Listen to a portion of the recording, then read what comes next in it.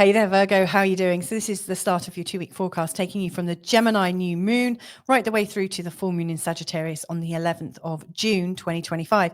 Now, this is a really interesting 2-week period, I have to say. I've released a separate video called Air to Fire or something like that. It's got that thumbnail on anyway, because the new moon in Gemini is so airy. It's got 5 planets in air, and it's really kind of precise in its geometry. It looks like there are little clumps of patterns, planets working together, and so on and so forth. And the full moon in Sagittarius is all fire, and it really feels like there is this impulse to action. So I really do think that this 2 weeks ahead is taking us from an initiation, this initiative thought, this sense of something new, this sense of excitement, this sense of innovation, because the new moon definitely has something going on with Uranus there. But it takes us into this feeling of, okay, I've got a call to action. So I really think we're starting off in the realm of ideas, and then we're moving into how we're manifesting with the ideas. And so this is very strong. I should also add that, Virgo is one of those signs that is in a square to both Gemini and Sagittarius. So this is also creating a bit of a kind of crisis point for you. I have to say, when, I'm a Sagittarius with Pisces moon, which are both square. And, when I have things going in the sign of Virgo, the opposite sign of my Pisces moon, and the opposite sign of Sagittarius, which is Gemini, I feel a little bit off. So these, signs that are in a square or an opposition are, that they're the ones that feel really quite odd with these full and new moons. But what this is showing me is that this is a very challenging 2 weeks, and that this is challenging you to kind of integrate something. This is really kind of forcing you. It's giving you a little bit more of a push than you would normally get. And, from my perspective, I think that's quite helpful. I often find charts that don't have much push, that don't have enough squares in them. You might not take your talents out there as far as you could if you had a bit of bad luck, or if you had a bit of a push to remove yourself from slightly difficult times. So anyway, Virgo, this is a really interesting full moon and a new moon. The new moon in particular is in the sign of Gemini, which is another Mercury ruled sign. So Mercury is doing an inordinate amount of things in this 2-week period. So what I'm going to do in this short forecast is bring those up and really show you those 2 charts. Before I go any further, though, I just want to say, if you're new to this channel, my name's Louisa. Thanks for joining me here. My whole aim here is that you can feel a little bit freer with astrology, so that you don't think astrology is telling you what's going to happen, but it's describing how it could happen, and also how you can choose to use the energy in a way that's going to serve you much better. So before I bring up the charts, I just want to say a quick thank you to everybody that supports the channel, and also, to people who are part of my membership on the school platform. I really appreciate you. Thank you so much. And here we go. Here are the charts. So here is the chart for the new moon in Gemini. I've listed all the sort of significant things, not really moon movements apart from this and this, the full moon at the bottom, but like all of the planetary movements, the big aspects. And Mercury is really, really mentioned a lot. He's making a trine to Pluto. He's in a cazimi, i.e. coming into a conjunction with the sun. He's also square the North Node, sextile Mars, sextile Chiron, conjunct Jupiter. He's changing signs, and then there's 2 more beyond that. I mean, how busy is one planet? That's my question. And actually from this chart, which is the new moon chart in Gemini, you can see he's here, Mercury's here. In 2 weeks, he moves all the way over here. He's really moving fast at this moment in time. So there's a lot going on with you. Your ability to think and to process things is moving at lightning speed right now, Virgo. Really, truly. Now, the full moon is, the new moon is happening in your 10th house, which is all about career. And the full moon is happening in this 4th house part of your chart, which is about the home. And so these are really important points in the chart. The 4th and the 10th are really, really, I would say the 3rd and 4th most important. I think the 1st and 7th are really important parts of the chart, but the 4th and the 10th are super important as well, because this is really showing you where you're grounded, and your behaviors within your family and your home. And it's really showing you your privacy and how you feel secure. And then up here, this is showing what things are like in the public space. How comfortable are you in your career? How comfortable are you stepped outside of your home? How can you create a life and a legacy for yourself? How can you survive? This is often a place where we're looked after, where our childhood is. And I think this is our adulthood a lot. So there's a lot going on about, your journey in life, from being young and vulnerable to being big and strong, and doing well in life, from the hidden to the exposed. Now, one thing I notice when the moon is in the 10th house, and also in the first house, is we often feel quite exposed. We feel like it's really hard to hide our intentions. It's really hard to hide what's going on for us. So around the time of the new moon, you may well feel quite vulnerable, that there is this sense that there's something very new coming, something exciting, something that could really change the way you're doing your career.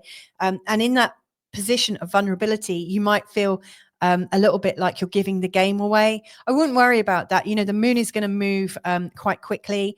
And what I also think is there's a lot of change going on for everyone right now. So you might just be overly confident, not overly insecure, and overly bothered by it, but without realizing that everybody else is kind of spun out a little bit at the moment. So that's my first bit of message for you, is just to relax in this. Anywhere where you're feeling exposed, just know that we're all going through this sense of excitement, this feeling that something new is coming. And it may be excitement for you because you can feel the good side of it, but anywhere where you sense there might be something bad about it, you might be feeling anxiety. And it's funny, isn't it, that excitement and anxiety actually feel like butterflies in the stomach. That's us falling in love, like these big emotions where something is about to happen. It creates that butterfly feeling in the stomach. So, there is this sense that there's something new coming that might stretch you out further into the stratosphere of your career, that you might be standing in the world in a almost different capacity. And of course, with all that energy up here, you might be feeling very ungrounded and actually kind of missing home a little bit. Maybe you're not really fully in your home because you're out there all the time, out in the world, out in a very new place. So it warrants a little bit of calm, I would say. And I realize that I speak quite fast during these forecasts, and I realize that could make you feel more anxious, and I hope it doesn't, but please forgive me. Pluto here is also showing that there are changes that you can make in your work as well. So it's not just this new moon that is working to create extra responsibility or extra projects for you, but Pluto is really saying, there is a huge transformation afoot, which could really change the way you're processing everything about your home and your work life and the routine. You might be using technology. Uranus is in a trine to Pluto, and Aquarius is a sign that really actually quite likes to use systems. So there is that sense. Saturn, that's also a co-ruler of this part of your chart, has also just changed signs as well. And so to me, it just feels like there's a big shift going on that is destabilizing and possibly quite unsettling. And yet it could be bringing you exactly what you want in life. So I guess what I'm saying is you need to kind of just ride this energy at the moment. Do what you need to do to stay as grounded as you can. But, don't shy away from it. This is a transformation that we're all going through right now. In particular with you and looking at your chart, I really feel that sort of cocoon to butterfly, that chrysalis to butterfly kind of energy. I wonder what's going on in that chrysalis. I wonder how calm that caterpillar's feeling. Does he know he's going to be a butterfly? Or is he just like trusting the process and kind of going with it? And that's what I suggest you do right now, is just notice what's going on and recognize that it might take a while to settle and feel a lot more calm. So Mercury then, he's in a very, very powerful position. Now, at the start, he's very close to the sun and under the sun's beams. So you might get these subtle urges to communicate, and you might find that your communication, whilst you're meeting in so many different ways, and getting heard in lots of different ways, you might not feel that your message is that strong. But the 1st of June is a particularly strong time. That is a time when your ideas for your future. Your career can really be heard. Similarly, Venus is in a conjunction with Chiron on the 1st as well, and that is supercharged. This is really helping you to let go of the resistance that you have to keep yourself in the place that you're in right now. So anywhere where you want to move forwards, the 1st is really good. It's going to help you lose the resistance, stopping you from success, and help you to connect into the success and also to talk about it. Now, as Mercury then starts to speed away from the sun, he gets more and more powerful as he moves on. And I particularly, given that he is your ruler, I really want to focus on this period here, the 6th to the 9th. First of all, Venus is heading into the 9th house on the 6th.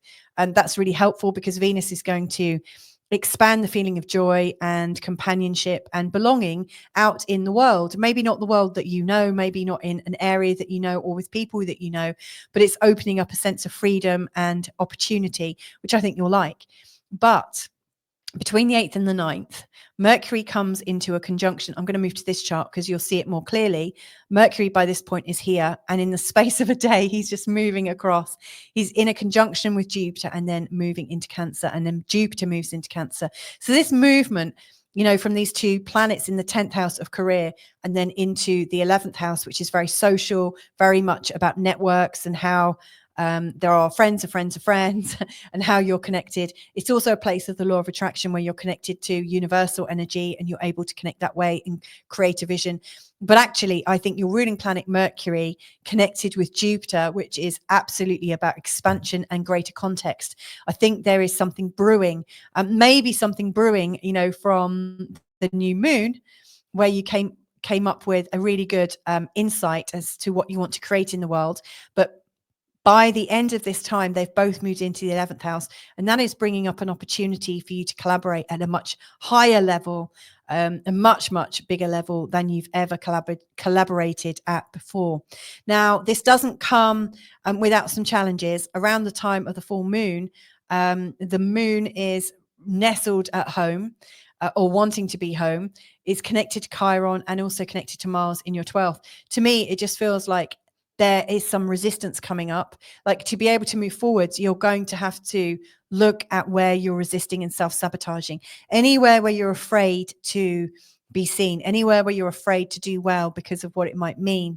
It's time to kind of forgive yourself for that, forgive others that have had something to do with that, and to find a way to allow yourself to move forwards. A bit like, I guess it's getting that confidence in yourself that whatever has happened before is not necessarily going to happen again. I think when we have disappointment, we hold on to an idea and then we start to project it into our future and we start to expect it. And then we start to change our direction because we don't want to get there. We want to avoid it. But, just because something happened in the past doesn't mean to say it's going to happen again. That's my point here. And so I think at the time of the full moon, you are reminded of the past and how dangerous it might feel. But you're also, with this lovely grand trine, I do think you can, if you can find a grounded place, a place to remind yourself of who you are, I think you know that you can get through any challenge. Also, at the time of the full moon, it's time to recognize how maybe your partner and or your family, the people that are important to you and how they see you and how you see yourself. It's almost like, what does success mean to you in relationship to your partner, your family, and you? Would you be going after success if you didn't have those partners or those family members? Would you have more faith in yourself? So anywhere where that is bringing up something for you, it's worth observing how you could move beyond it. It may be that you've got this idea that your partner won't love you if you're a multimillionaire or whatever, or just if you got a promotion or had to put in some extra hours, but you don't necessarily know that for sure. And again, I think this is based in past hurts. So all in all, Virgo, I do think this is a forecast that is taking you into a particularly new direction that is challenging you to relinquish your hurts and upsets from the past. And if you can heed that call, I think you'll be very, very busy in the coming future. I really do. Now, this is, if you like the kind of energy that I've brought to these readings and the depth that I go to, you might also be interested in my membership. Every new moon and every full moon, I deep dive even further on these charts for every sign of the zodiac. And I look at the love, possibilities and also the career possibilities. And so you get a love and a career every new moon and every full moon. So you get 4 a month, 4 charts a month. I also do 5 daily updates, Monday to Friday, but you get them the day before so that you know what's coming. I also meet with the group, and everyone's invited from our membership. And if you want to drop in, you can. We have these meetings where we can explore astrology together and learn together and explore some really quite exciting things. Not stuff that I cover on this channel, but stuff that I find interesting. And, you know, we're sort of in communication about what we might bring into the next meeting. But also, if you fancied having a consultation, all of my members get 20% off consultation. So I think that's, you know, worth observing, you know, in and of itself. So if that sounds like something you might be interested in, just pop over to www.school.com/feelgood astrology and we can take it from there. But anyway, have a fabulous 2-week period. I do think it's going to challenge you. And yet I think you're up to the challenge. So loads of love from me to you, and hopefully catch you real soon. Bye for now.